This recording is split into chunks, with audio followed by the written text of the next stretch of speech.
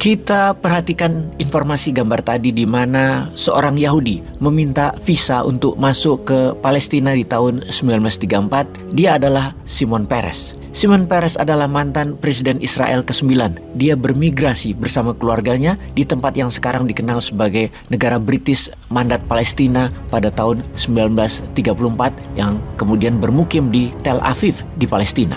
Dia bersekolah di Guela, kemudian melanjutkan ke sekolah pertanian di Ben Shemen. Pada 1947, ia mengikuti wajib militer di Haganah, di mana Haganah adalah cikal bakal pasukan pertahanan Israel. Peres masuk di bagian pengadaan senjata. Pada tahun 1952, dia diangkat sebagai Deputi Direktur Jenderal Kementerian Pertahanan Militer Israel, kemudian memperoleh pesawat jet tempur Dassault Mirage dari Prancis, juga bersama Prancis membangun sebuah reaktor nuklir. Peres merupakan politikus Israel yang handal, mantan Presiden Israel ke-9, mantan Perdana Menteri, mantan Menteri Luar Negeri, dan mantan Wakil Perdana Menteri dalam koalisi di bawah kepemimpinan Ariel Sharon. Peres dan Sharon masuk hampir bersamaan ke Palestina, juga dengan meminta visa pada pemerintah Palestina kala itu. Siapa Ariel Sharon? Ariel Sharon adalah seorang jenderal dan politisi Israel yang menjabat sebagai Perdana Menteri Israel ke-11 pada Maret 2001 hingga April 2006.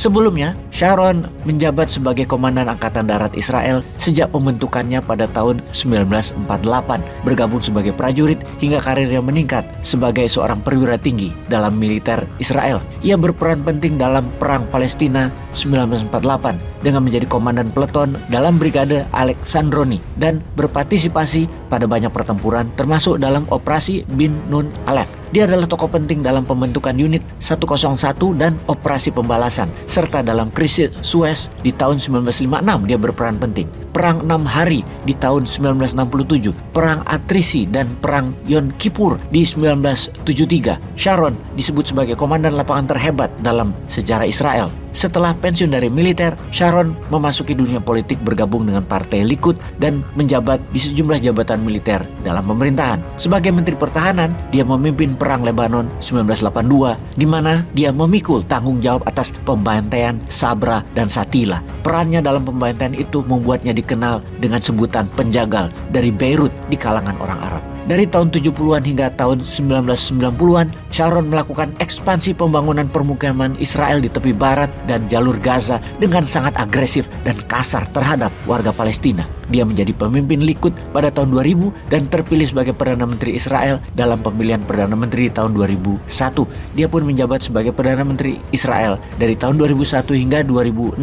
Saat Intifada Al-Aqsa kedua, dia pun menjabat. Intifada Al-Aqsa adalah gelombang kerusuhan yang terjadi pada September 2000 di antara warga Palestina dan tentara Israel. Mengapa disebut Intifada kedua? Karena sebelumnya ada Intifada pertama yang merupakan serangan milisi Palestina terhadap Israel pada tanggal 9 Desember 1987. Pemberontakan tersebut dimulai dari kemah pengungsian Jabalia dan dengan cepat menyebar ke seluruh Gaza, tepi barat, dan Yerusalem Timur. Perlawanan militer dari Intifada inilah yang kemudian hari membentuk milisi Hamas. Diperkirakan 1.100 orang Palestina dibunuh oleh tentara Israel dan 164 orang Israel dibunuh oleh orang Palestina dalam Intifada pertama. Pemberontakan ini baru berakhir pada tahun 1992. Kalau secara tata bahasa, istilah intifada adalah dalam bahasa Arab, sederhananya adalah pemberontakan, atau dengan kata lain adalah pelepasan, atau dalam bahasa nasionalisme Indonesia adalah merdeka. Merupakan perang pembebasan nasional bangsa Palestina terhadap pendudukan asing.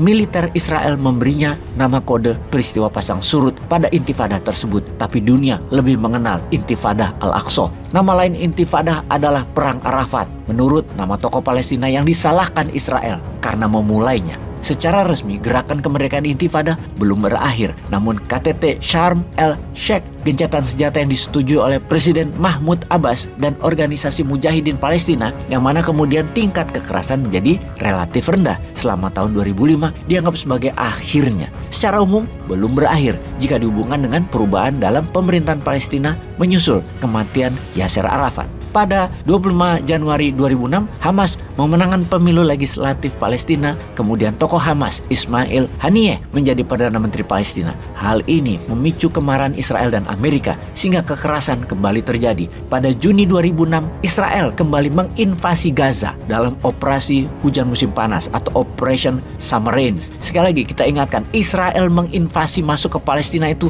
lebih banyak daripada Hamas menyerang Israel dalam 20 tahun terakhir ini. Hal ini harus difahami, jangan sampai memberikan kesan ketika milisi Hamas atau ketika Palestina bergerak, itu artinya teroris yang menyerang negara berdaulat Israel, yang sebenarnya adalah Israel yang teroris menyerang kedaulatan Palestina. Di mana dalam Intifada kedua pada 26 November 2006, Israel dan kelompok militan Palestina menyetujui gencatan senjata. Tapi pada Mei 2007, kekerasan kembali terjadi menyusul serangan roket Qassam ke Israel, dibalas dengan serangan udara Israel ke Gaza. Begitu terus bolak-balik sampai kapan? Sampai Israel keluar dari tanah Palestina. Kita kembali ke sejarah. Terlihat sebelum ada negara Israel, maka negara Palestina adalah negara berdaulat. Untuk seorang Ariel Sharon masuk ke wilayah Palestina, dia harus memiliki izin visa. Untuk Shimon Peres, sama. Dia masuk ke wilayah Palestina, dia harus memiliki izin visa masuk. Lalu sekarang ada negara Israel. Tentunya yang jadi pertanyaan, dari mana Israel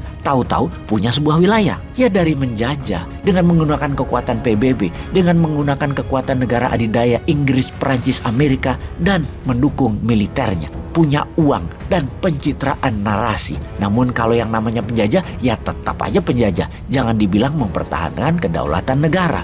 Sahabat, narasi kita akan terus mengungkapkan kebenaran berdasarkan fakta karena kita menjalankan amanah Undang-Undang 45 di mana mengatakan kemerdekaan adalah hak segala bangsa. Kita anti-imperialisme, kita mendukung hak hidup, humanisme. Untuk merdeka, kita pun harus berdaulat hingga ke akar-akarnya, di mana kita harus bisa merdeka, bernegara, bisa hidup tanpa hutang dan tanpa beban terikat oleh kepentingan yang tidak membela rakyat. Itulah penjajahan dalam bentuk lain.